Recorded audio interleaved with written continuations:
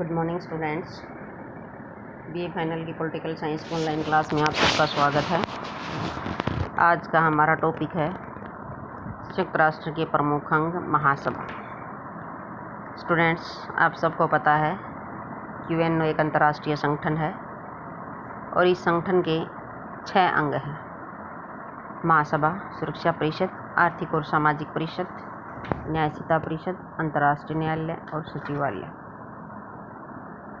तो इन संयुक्त राष्ट्र के 6 अंगों में से 3 अंगों का महासभा, सुरक्षा परिषद और सचिवालय का विशेष महत्व है। महासभा को यदि हम संयुक्त राष्ट्र की विधानपालिका कहें तो इसमें कोई अतिशयोक्ति नहीं होगी, क्योंकि यह सभा संयुक्त राष्ट्र के लिए नियम और कानूनों का निर्माण करती है। इस सभा के सभी सदस्य राष्ट्र अपने प्रतिनिधि भेजते हैं।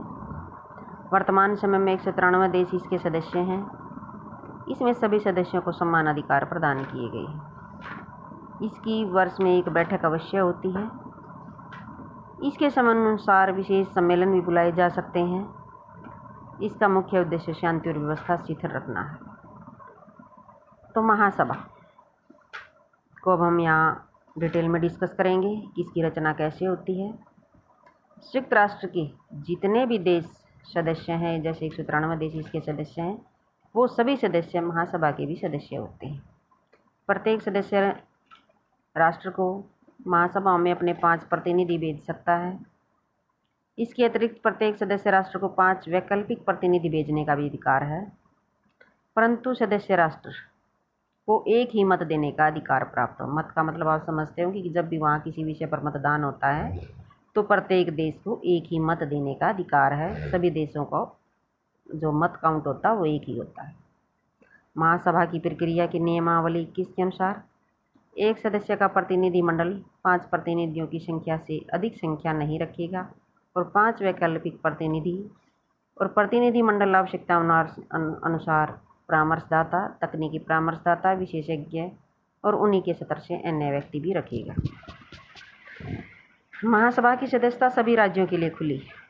महासभा अपने 2/3 बहुमत और सुरक्षा परिषद के बहुमत से आप समझते हैं कि जिसमें 5 स्थायी सदस्यों का बहुमत होना अनिवार्य है, से किसी राष्ट्र को अपना सदस्य बना सकती है।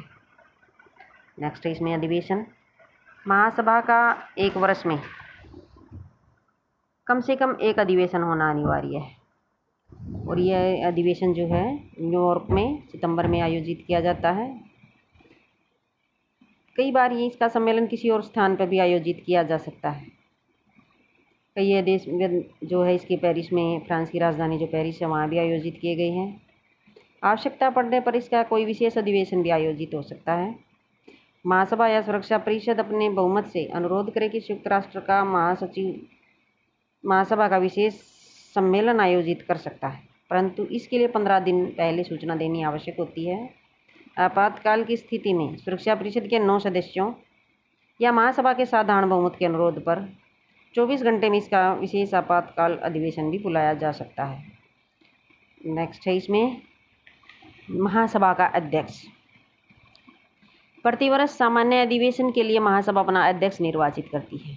अध्यक्ष के अतिरिक्त 4 देशों से उपाध्यक्ष भी निर्वाचित किए जाते हैं, जो अध्यक्ष की अनुपस्थिति में अधिवेशन की अध्यक्षता करते हैं। महासभा के अध्यक्ष का निर्वाचन एक औपचारिकता मात्र है और प्रतिवर्ष किसी देश के प्रतिनिधि को साधारणतः निर्विरोध निर्वाचित कर लिया जाता है। लेकिन कई बार क्या होता है कि वहाँ मत अगर 2 देशों से प्रतिनिधि खड़े हो जाएं और मत बराबर पड़ जाएं, तो ऐसी स्थिति में जो है बहुत मुश्किल हो जाता है और लॉटरी सिस्टम का जो है अपनाया जाता है और लॉटरी सिस्टम के माध्यम से एक देश के जो प्रतिनिधि है उसको अध्यक्ष बना दिया जाता है। निर्णय। संयुक्त राष्ट्र के चार्टर में अंकित महत्वपूर्ण विषयों का निर्णय साधारण बहुमत द्वारा किया जाता है। चार्टर के अनुच्छेद 17 के अनुसार महत्वपूर्ण विषय इस प्रकार हैं: अंतर्राष्ट्रीय शांति और सुरक्षा के विषय में सिफारिश, आर्थिक और सामाजिक परिषद के सदस्यों का निर्वाचन, न्यायशीता परिषद के सदस्यों का निर्वाचन, सुरक्षा परिषद के अस्थायी सदस्यों का निर्वाचन, संयुक्त राष्ट्र के नए सदस्यों का प्रवेश, संयुक्त राष्ट्र में से सदस्यों का निलंबन, सदस्यों के अधिकार और विशेष अधिकारों का स्थगन, समितियाँ, महासभा जो अपना कार्य समितियों के माध्यम से संपन्न करवाती है। महासभा द्वारा समितियों का निर्माण टाइम टू टाइम होता रहता है। इसमें मुख्य समितियां हैं, नंबर 2 पर प्रक्रियात्मक समितियां हैं, स्थायी समितियां हैं और तदर्थ समितियां हैं। मुख्य समितियां जो होती हैं उसमें राजनीतिक और सुरक्षा समितियां होती हैं, आर्थिक तथा वित्तीय समिति होती है, सामाजिक मानवीय और सांस्कृतिक समिति होती है, न्यायिकता समिति होती है, प्रशासनात्मक तथा बजट समिति और वैधानिक समिति। प्रक्रियात्मक समिति में एक सामान्य समिति होती है, प्रमाण पत्र समिति होती है और स्थायी समिति होती है। प्रशासनिक में बजट के विषय में प्रश्नों पर परामर्शदात्री समिति होती है, चंदा समिति होती है और तदर्थ समितियाँ होती हैं। इस प्रकार इनके बारे में हम ज़्यादा डिटेल में लिखेंगे तो हमारा क्वेश्चन ज़्यादा बड़ा हो जाता है, इसलिए यहाँ इन समितियों को आप केवल हेडिंग के माध्यम से एक पैराग्राफ के अंदर आप इसको कंप्लीट कर दोगे। कार्यसूची: जब किसी अंतर्राष्ट्रीय संगठन के सदस्य संगठनों की बैठकों में भाग लेते हैं तो उसके लिए निर्णय करना आवश्यक हो जाता है कि इस बैठक में किन विषयों पर विचार विनिमय किया जाएगा। जिन विषयों पर बैठक में विचार विनिमय किया जाना हो उनके सामूहिक रूप को कार्यसूची की संज्ञा दी जाती है। हम एक जैसे एजेंडा ड्राफ्ट सा तैयार कर लेते हैं कि किसी भी बैठक में हम किन किन बातों पर डिस्कस करेंगे। महासभा की कार्यसूची भी इसी प्रकार महासचिव के द्वारा तैयार की जाती है।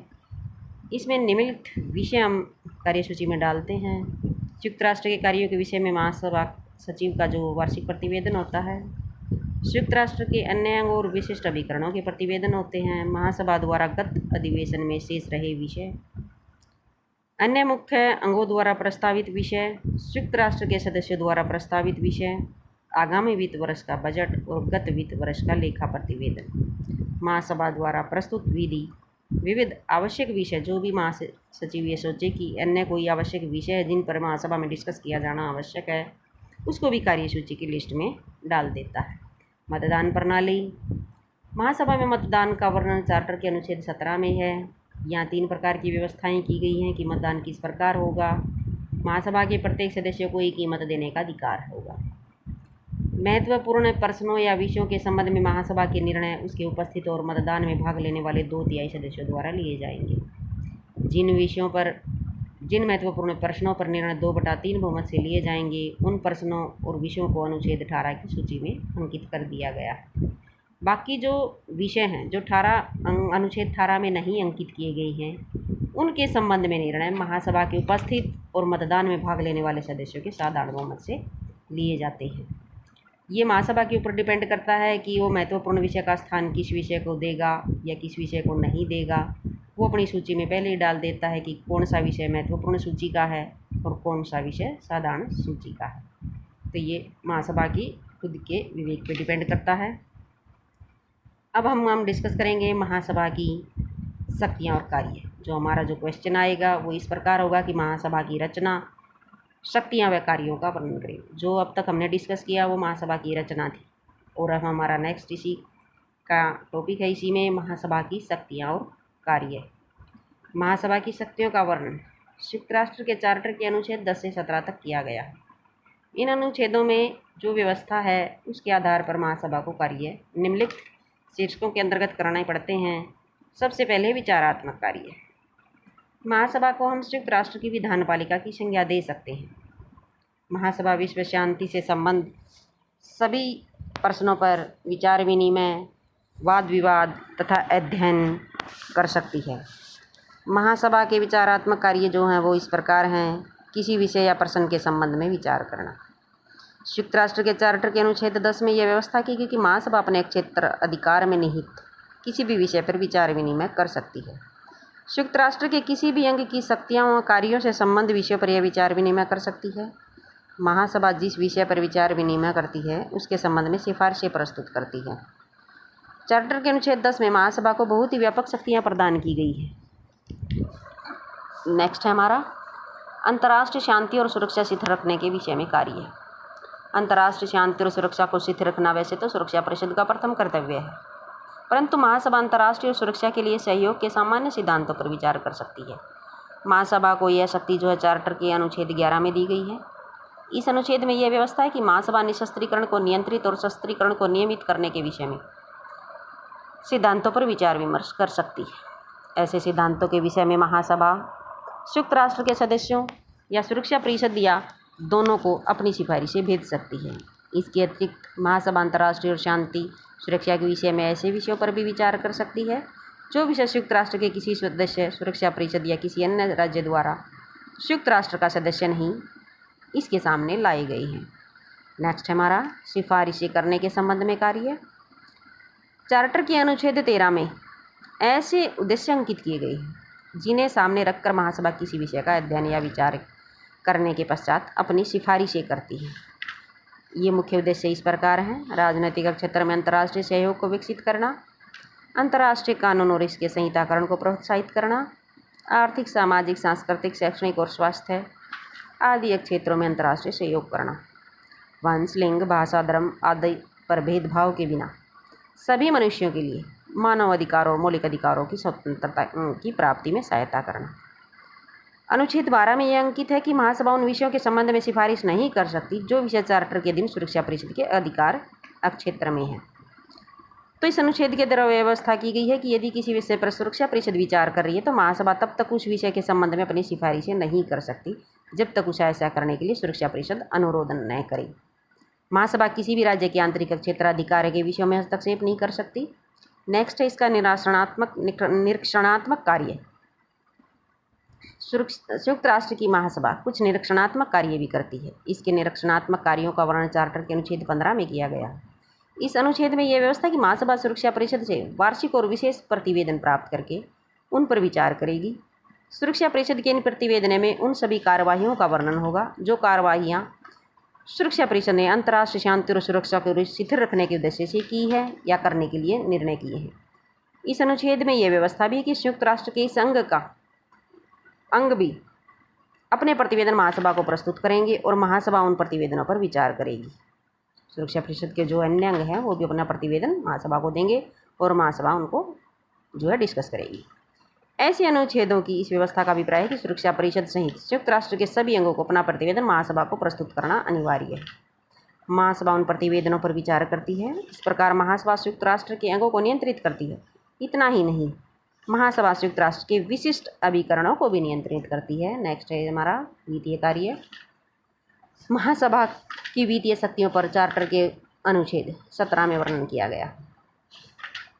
इसमें है संयुक्त राष्ट्र के बजट पर विचार करना और उसका अनुमोदन करना। जिस प्रकार कोई देश अपना वार्षिक बजट तैयार करता है उसी प्रकार यूएनओ भी अपना वार्षिक बजट तैयार करती है, जिसका मेन जो काम है वो महासभा का ही है। महासभा ही यूएनओ के वार्षिक बजट पर विचार विमर्श करती है और अनुमोदन करती है। सदस्य राष्ट्रों पर संयुक्त राष्ट्र के व्यय का अनुपात निर्धारित करना। अनुच्छेद 57 में व्यवस्थित विशिष्ट अभिकरणों की वित्तीय या बजट के विषय में व्यवस्थाओं को स्वीकृति देना, विशिष्ट अभिकरणों के बजट का निरीक्षण करना और उन्हें बजट संबंधी सिफारिशें करना। इस प्रकार महासभा जो है वो वित्तीय सहायता प्रदान की जाए किसी देश को या किस देश को कितनी देनी है कितनी नहीं देनी, इन सभी कार्यवाहियों का निर्णय जो लिया जाता है वो महासभा के द्वारा ही लिया जाता है। सदस्यता के विषय में कार्य। अनुच्छेद 4 के अनुसार सुरक्षा परिषद की सिफारिश पर महासभा अपना 2/3 बहुमत के निर्णय पर किसी भी राष्ट्र को संयुक्त राष्ट्र में प्रवेश की आज्ञा दे सकती है। अनुच्छेद 5 की व्यवस्था के अनुसार संयुक्त राष्ट्र के किसी ऐसे सदस्य को जिसके विरुद्ध सुरक्षा परिषद द्वारा कोई निवारक या बाध्य कार्रवाई की गई हो, महासभा द्वारा सुरक्षा परिषद की सिफारिश पर सदस्य के अधिकारों और विशेष अधिकारों के प्रयोग से निलंबित किया जा सकता है। इसका अर्थ यह हुआ कि अगर महासभा चाहे सुरक्षा परिषद की इच्छा से किसी सदस्य देश की इस जो है वो महासभा से निष्कासित भी किया जा सकता है, उसको निलंबित भी किया जा सकता है। अनुच्छेद 6 में यह व्यवस्था है कि संयुक्त राष्ट्र का कोई सदस्य बार बार चार्टर के सिद्धांतों की अवहेलना कर रहा है। मान लो कि यूएनओ के जो नियम हैं जो चार्टर में सिद्धांत हैं उनको नहीं मान रहा है, तो सुरक्षा परिषद की सिफारिश पर महासभा सदस्य राष्ट्र को संयुक्त राष्ट्र से निष्कासित कर सकती है। निर्वाचन के संबंध में कार्य। संयुक्त राष्ट्र के अन्य अंगों के सदस्यों का निर्वाचन महासभा द्वारा किया जाता है। महासभा कई प्रकार के निर्वाचन करती है। यह सुरक्षा परिषद के 10 अस्थायी सदस्य 2 वर्ष के लिए निर्वाचित करती है। भारत भी समय समय पर इसका 2 वर्ष के लिए अस्थायी सदस्य बनता रहा है। यह आर्थिक और सामाजिक परिषद के जो चमन सदस्य हैं उनका कार्यकाल 3 वर्ष होता है और उसका भी निर्वाचन जो है महासभा के द्वारा किया जाता है। न्याय परिषद के सदस्य 3 वर्ष के लिए महासभा के द्वारा ही निर्वाचित किए जाते हैं।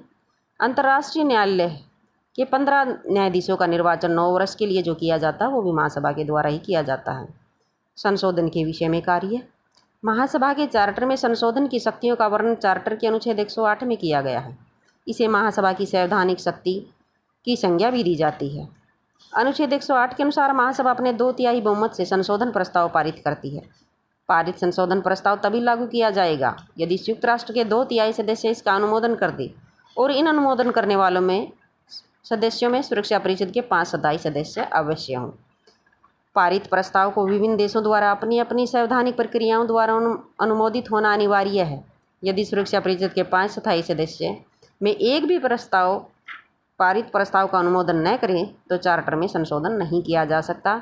संशोधन के मामले में हम यही कह सकते हैं कि महासभा को जो है सीमित शक्तियाँ प्राप्त हैं और सुरक्षा परिषद का जो 5 स्थायी सदस्यों का जो ग्रुप है जिनको वीटो पावर है वही इसके ऊपर मेन अपने जो हस्तक्षेप रखते हैं। अगर वो 5 खुश होते हैं किसी प्रस्ताव पर तो तभी वो प्रस्ताव पारित होता है संशोधन, वरना वो प्रस्ताव पारित नहीं होता। कुछ एक विविध कार्य भी हैं जो महासभा करती है। राजनीतिक क्षेत्र में अंतर्राष्ट्रीय सहयोग को विकसित करना, अंतर्राष्ट्रीय कानून के विकास और उसकी संहिताकरण को प्रोत्साहित करना, आर्थिक, सामाजिक, सांस्कृतिक, शैक्षणिक और स्वास्थ्य आदि के क्षेत्र में अंतर्राष्ट्रीय सहयोग से विकसित करना, वंश, लिंग, भाषा, धर्म पर आधारित भेदभाव के बिना सभी के लिए मानव अधिकार और मौलिक स्वतंत्रताओं की प्राप्ति में सहायता करना, अंतर्राष्ट्रीय कानून के अनुसार अंतर्राष्ट्रीय श्रम कल्याण को प्रोत्साहित करना, विश्व के समस्त लोगों को निर्धनता से बचाना और उनके जीवन स्तर को ऊंचा उठाना, उपनिवेशों के हितों की रक्षा करना। तो हमने आज महासभा की शक्तियों और कार्यों को यहाँ डिस्कस किया है, लेकिन अगर हम निष्कर्ष रूप निकालें तो महासभा जो है ये केवल विचार विनिमय करने वाली संस्था ही इसको बनाया गया है। वास्तविक जो शक्तियाँ दी गई हैं वो सुरक्षा परिषद को ही दी गई हैं और सुरक्षा परिषद जब तक चाहती है तब तक महासभा अपना काम करती रहती है। हर कार्य को महासभा सुरक्षा परिषद की इच्छा अनुसार ही रहकर करती है। इसलिए महासभा का जो स्थिति है वो संयुक्त राष्ट्र का जो एक अंग होने के नाते, प्रथम अंग होने के नाते है तो महत्वपूर्ण, लेकिन फिर भी सुरक्षा परिषद ने इसकी स्थिति को काफ़ी कमज़ोर बनाया हुआ है और बार बार भी देशों के द्वारा इसकी स्थिति को मजबूत करने के लिए जो है आवाज़ भी उठाई जाती रहती है। और ऐसा हम समझते हैं कि महासभा की स्थिति अगर महत्वपूर्ण नहीं होती तो ये जो 5 स्थायी देश हैं इन्हीं की स्थिति जो है यूएनओ में महत्वपूर्ण रहती है और यही अपनी मनमर्जी चलाते रहते हैं। तो आज का हमारा ये टॉपिक था सुरक्षा परिषद जो महासभा था उसका, यहाँ ख़त्म हुआ। नेक्स्ट टॉपिक में